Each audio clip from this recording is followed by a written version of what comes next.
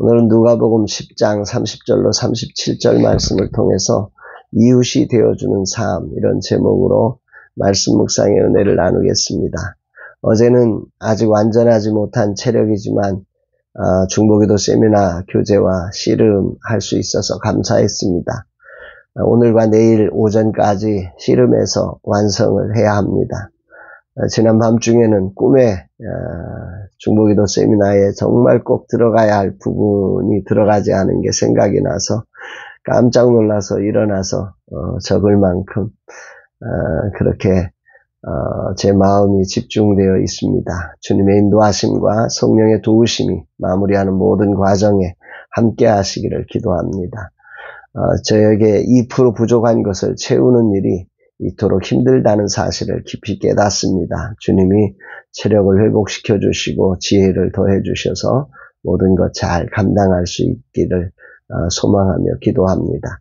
이날 주님 어떤 말씀으로 인도하실까? 본문에는 예수님께서 누가 내 이웃입니까? 라고 묻는 율법교사의 그 질문에 대해서 비유로 말씀하시는 아주 유명한 선한 사마리아인의 비유라고 하는 누가복음에 나오는 12번째의 비유 말씀이기도 합니다.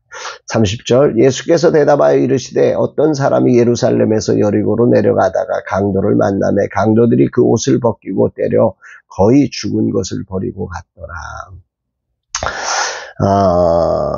어떤 사람이 예루살렘에서 여리고로 가다가 강도를 만났어요. 그리고 그 강도들은 그 옷을 벗기고 때려서 거의 죽진 않았다는 거죠. 그리고 그걸 버리고 강도들은 사라진 상황입니다.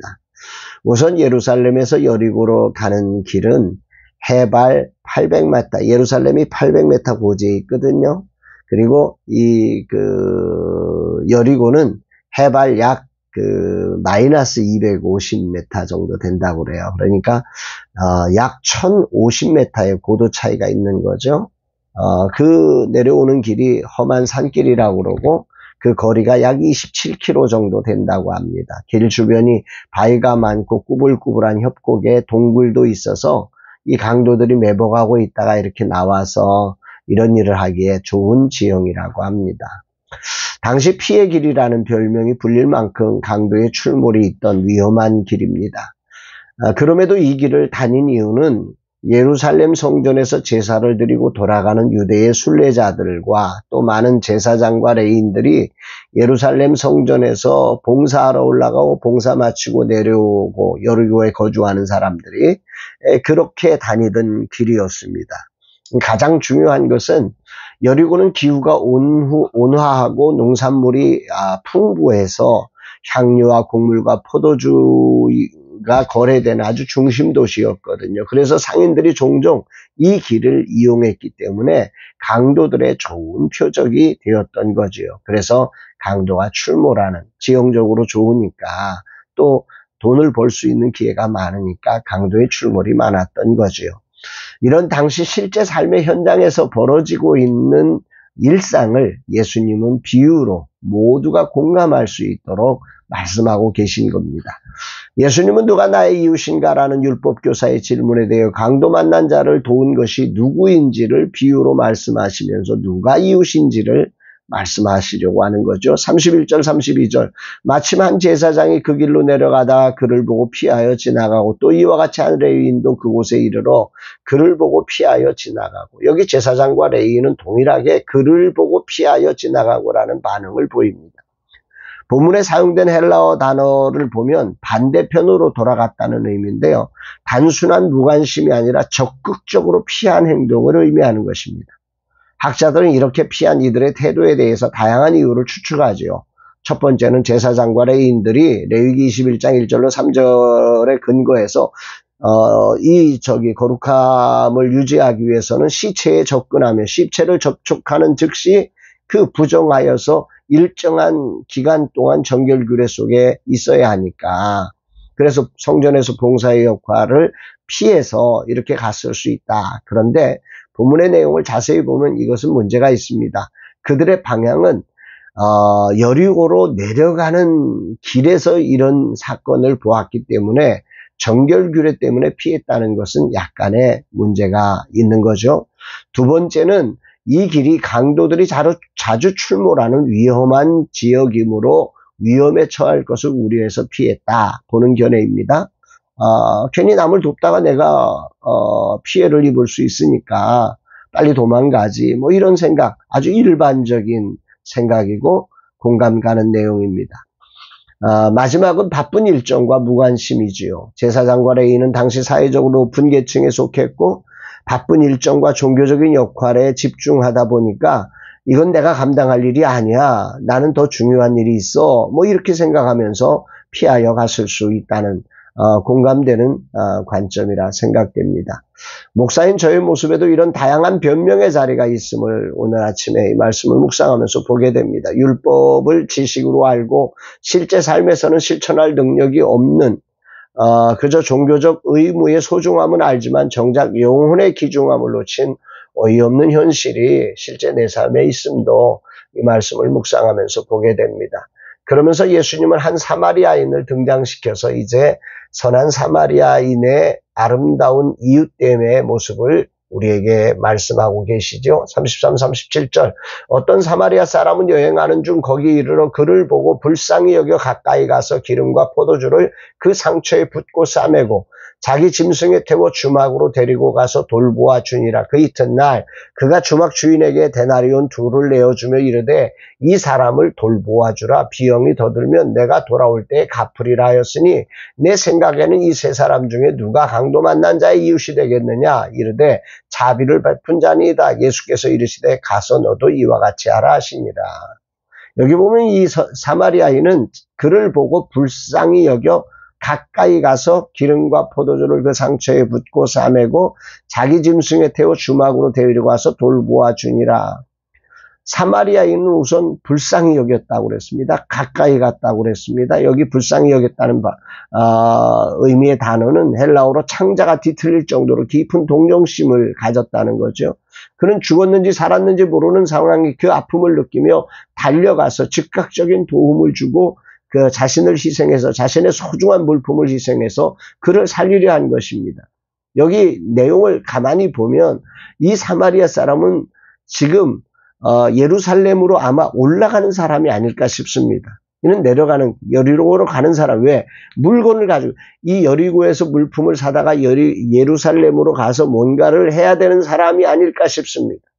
그런 상황에서 이 사람은 자기의 그 가서 팔아야 될 아주 그 중요한 과제를 가지고 있는데 그걸 풀어서 지금 이 사람을 살리려고 하는 거지요. 그리고는 그를 자기 짐승에 태워서 이제 여관으로 데려가지요.